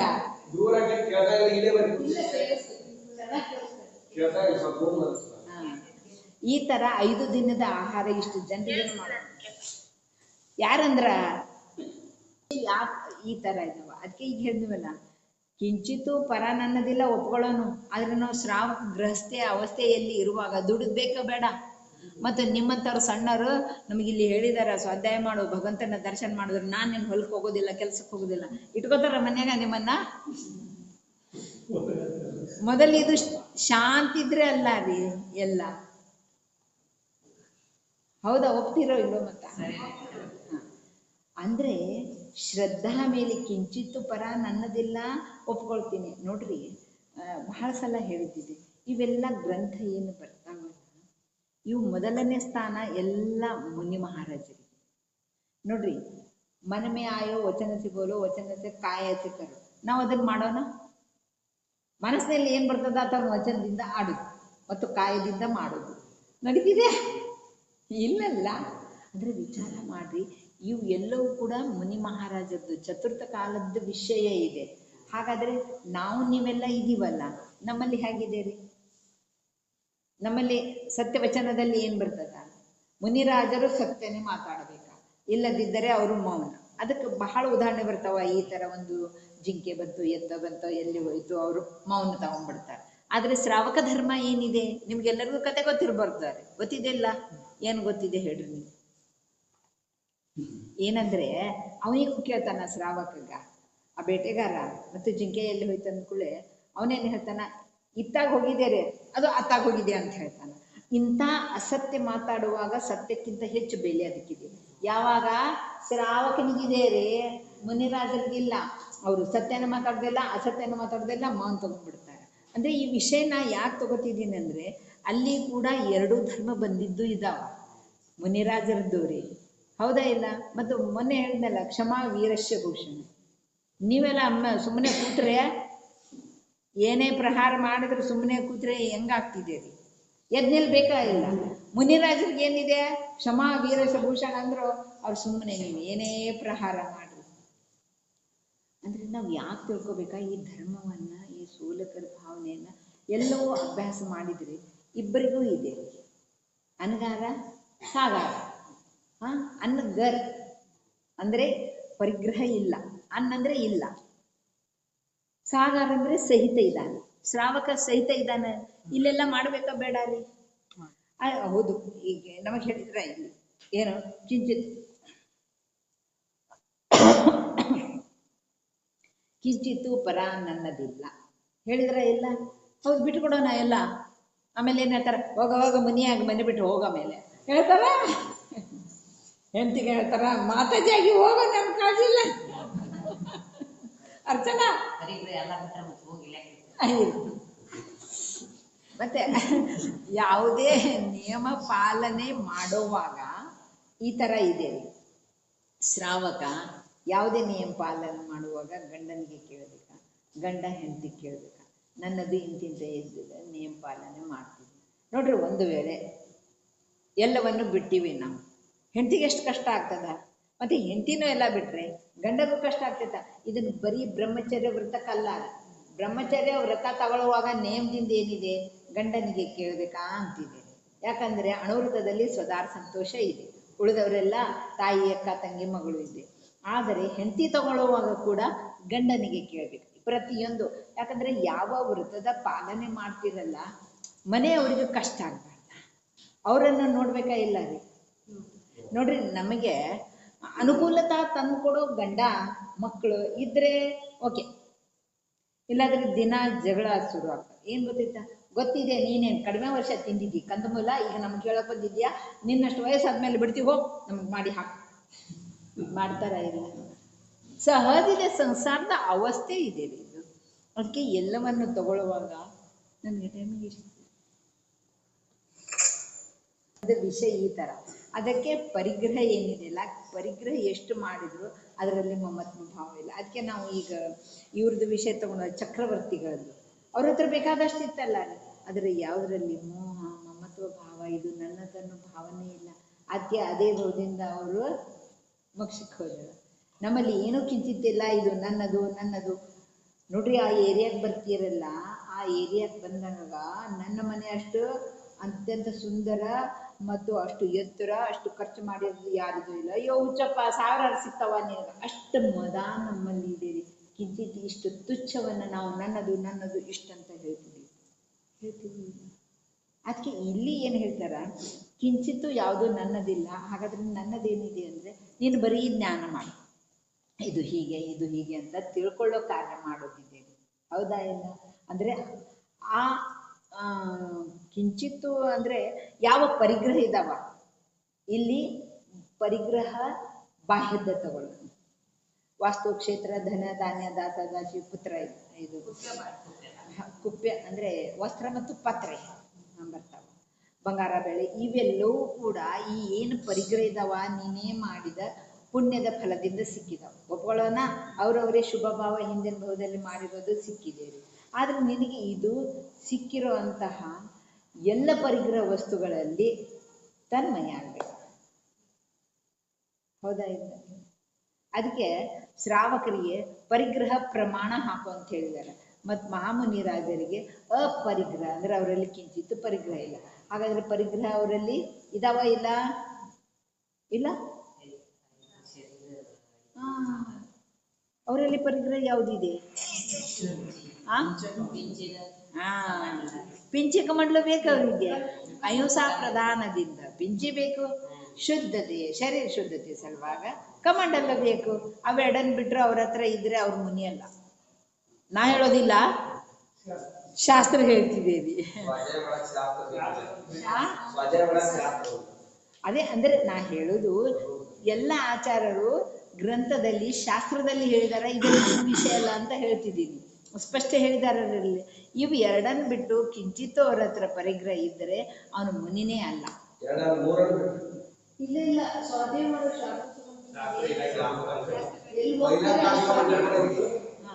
ಶಾಸ್ತ್ರ ಇದ್ದಿದ್ದಿಲ್ಲ ಚತುರ್ಥ ಕಾಲದಾಗ. ಹೌದು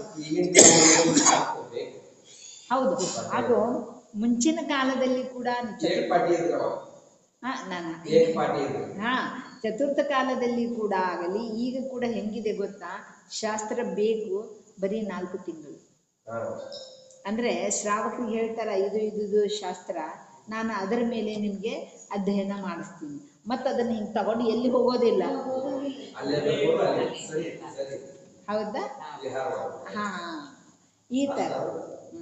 ಇವೆರಡು ಏನಿದಾವಲ್ಲ, ಪಿಂಚಿ ಕಮಂಡು, ಇವೇನಿದಾವ ಸತತವಾಗಿ ಬೇಕು ಅವ್ರಿಗೆ ಮುನಿ ಎನ್ನಲಾಗಿದೆ. ಯಾಕಂದ್ರೆ ಶುದ್ಧಿ ಬೇಕಾ, ಮತ್ತೆ ಹಿಂಸ ಆಗದಂತ ಬೆತ್ತಗಿರುವಂತ ಪಿಚ್ಚದಿಂದ ಪಚ್ಚೆದ ಇದು ಮಾಡ್ತಾರ, ನವಿಲೆ ಗರಿದಿಂದ. ಅಂದ್ರೆ ಯಾವ ಜೀವಿ ಇದ್ರೂ ಅಲ್ಲಿ ಪರಿಮಾರ್ಜನೆ ಮಾಡಿದ್ರೆ ಯಾವ ಜೀವಕ್ಕೂ ಹಾನಿ ಆಗೋದಿಲ್ಲ. ಅಂದ್ರೆ ಅವರು ಹೌದಾ? ಇಲ್ಲ, ಅದಕ್ಕೆ ಆಹಾರ ತಗೊಳ್ಳುವಾಗ ಅವ್ರ ಹತ್ರನೇ ಇರ್ತದ, ಮತ್ತೆ ಹೇಳೋದಿಲ್ಲ ಅವರು.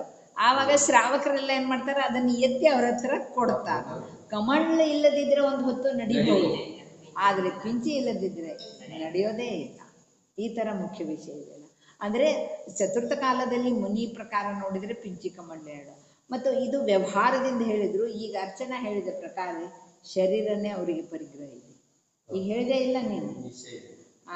ಇದು ವ್ಯವಹಾರದಿಂದ ಪಿಂಚಿ ಕಮಂಡ್ಲು, ನಿಶ್ಚಯದಿಂದ ಪರಿಗ್ರಹ ಅವರಿಗೆ ಶರೀರ ಇದೆ. ಅಭ್ಯಾಸ ಇದೀರಿ, ನಿಮ್ಗೆಲ್ಲ ಗೊತ್ತಿದೆಯಲ್ಲ.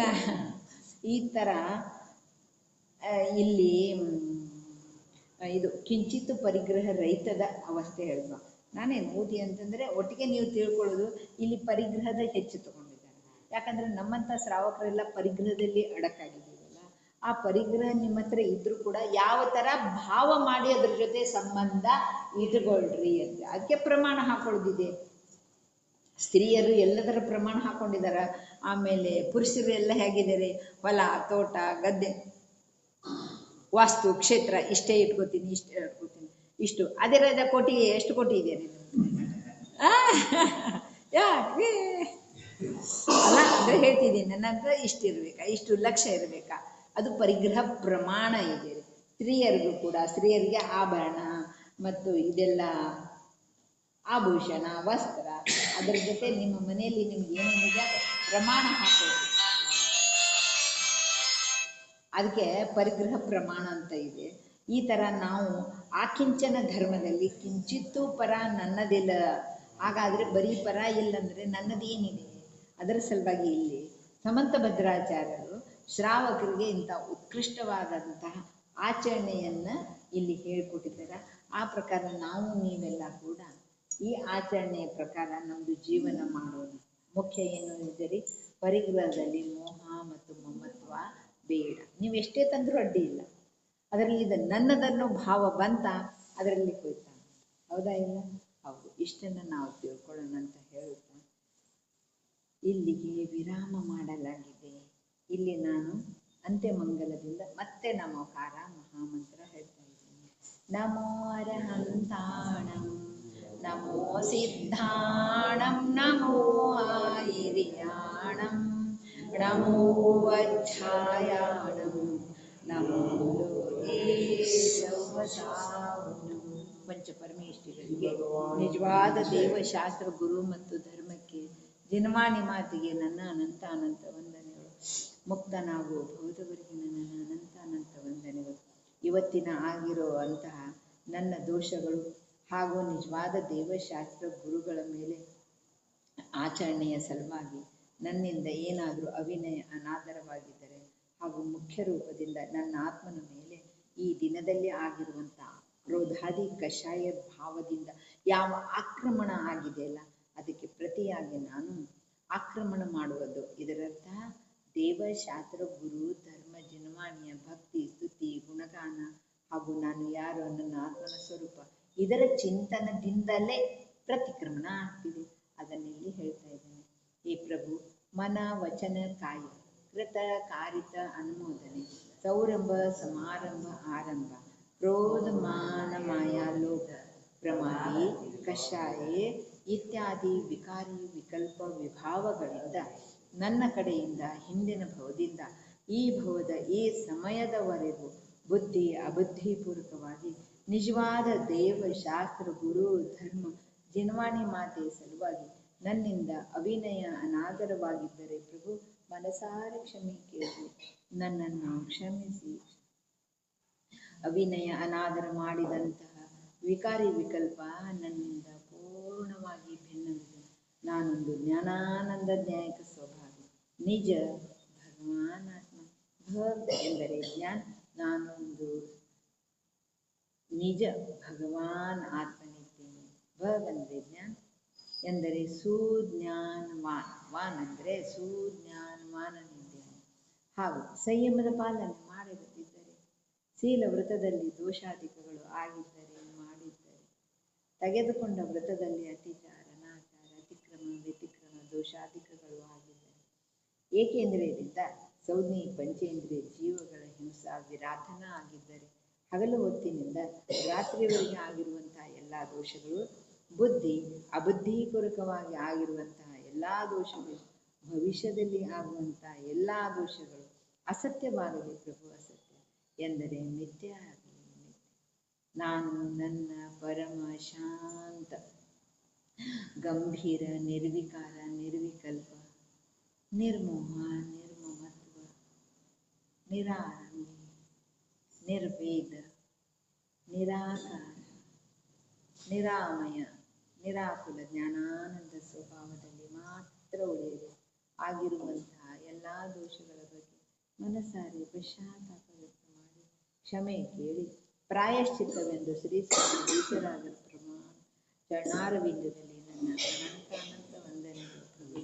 ಮುಕ್ತನಾಗುವ ಹೋದವರಿಗೆ ನಾನಂತಾನ ಪ್ರಭು ಮನಸಾರಿ ಭಾವಿಸುವ ಮುಕ್ತನಾಗುವ ಹೋದವರಿಗೂ ಜೈನ ಕುಲ ಜೈನ ಧರ್ಮ ಪ್ರಭು ನಿಮ್ಮ ಸಾನ್ನಿಧ್ಯ ಸುಬುದ್ಧಿ ದರ್ಶನದ ಭಾವ ಹಾಗೂ ನನ್ನ ಸ್ವರೂಪದ ಜ್ಞಾನ ಸದಾ ಇರುತ್ತದೆ. ನನ್ನ ಸ್ವರೂಪದ ಬೋಧ ಮಾಡುವಂಥ ಭಾವಲಿಂಗಿ ಸಂತರು ಸತತವಾಗಿ ನನಗೆ ಬೋಧ ಕೊಡಲು, ಬೋಧಿ ದುರ್ಲಭವಾಗದೆ ಬೋಧಿ ಸುಲಭವಾಗಲಿ ಪ್ರಭು. ಬೋಧಿ ಎಂದರೆ ರತ್ನತ್ರಯ ಪ್ರಾಪ್ತ ಮಾಡಿಕೊಳ್ಳುವಂಥ ಜ್ಞಾನ. ಜಾಗೃತವಾಗಿ ನಾನು ರತ್ನತ್ರಯ ಪ್ರಾಪ್ತ ಮಾಡಿಕೊಂಡು ಮುಕ್ತಿ ಮಾರ್ಗದಲ್ಲಿ ಹೋಗುವ ಕಾರ್ಯವನ್ನು ನಾನು ಮಾಡುವಂಥವನಾಗಲಿ. ನನಗೆ ಹಾಗೂ ವಿಶ್ವದ ಸಮಸ್ತ ಜೀವರಾಶಿಗಳಿಗೆ ಒಳ್ಳೆಯ ಬುದ್ಧಿ ಬರಲಿ, ಒಳ್ಳೆಯವರಾಗಲಿ, ಒಳ್ಳೆಯದೇ ಆಗಲಿ. ನನಗೆ ಹಾಗೂ ಸಮಸ್ತ ಜೀವರಾಶಿಗಳಿಗೆ ನೀವು ಹೇಳಿದ ಪ್ರಕಾರ ದುಃಖ ದೂರವಾಗಲಿ, ಸುಖವಾಗಲಿ, ಎಲ್ಲರೂ ಸುಖಿಯಾಗಿರಲೆಂಬ ಭಾವ ಮುಕ್ತನಾಗಬಹುದವರಿಗೆ ಶುದ್ಧ ಸಸ್ಯಾಹಾರಿಯಾಗಿರಲೆಂಬ ಭಾವಿಸುವುದು. ಮುಕ್ತನಾಗುವ ಹೋದವರಿಗೆ ನನ್ನ ಆತ್ಮಕಲ್ಯಾಣ ಧರ್ಮ ಸಾಧನೆಗೆ ನಿಮಿತ್ತವಾಗಿರುವಂತಹ ಭಾವಲಿಂಗಿ ಸಂತರಿಂದ ಸದಾ ನನಗೆ ಬೋಧಿಸಿದೆ. ಈ ದೇಹದ ವಿಯೋಗ ಆಗುವಾಗ ಸಂಯಮ ಸಹಿತ ಸಲ್ಲೇಖನ ಪೂರ್ವಕ ಕಷಾಯ ವೇದನಾ ಭಯರಹಿತ ಶಾಂತ ಚಿತ್ತದಿಂದ ಸ್ಮೃತಿ ಸಹಿತ ಪಂಚ ಪರಮೇಷ್ಠಿಗಳ ನಾಮಸ್ಮರಣೆ ಮಾಡುತ್ತಾ ಹಾಗೂ ನನ್ನ ಸ್ವರೂಪದ ಭೇದ ವಿಜ್ಞಾನ ಮಾಡುತ್ತಾ ಶಾಂತದಿಂದ ಈ ದೇಹದ ವಿಯೋಗವಾಗಲಿ ಎಂಬ ಭಾವವನ್ನು ಭಾವಿಸುತ್ತೇನೆ.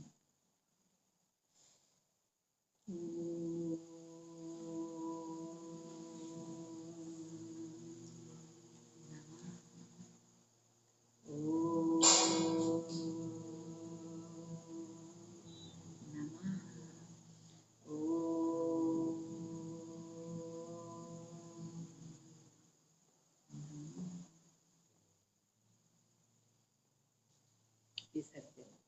ಸಿದ್ಧ ಪರಮೇಶ್ವರಿಗೆ ನಮನ ಮಾಡೋಣ.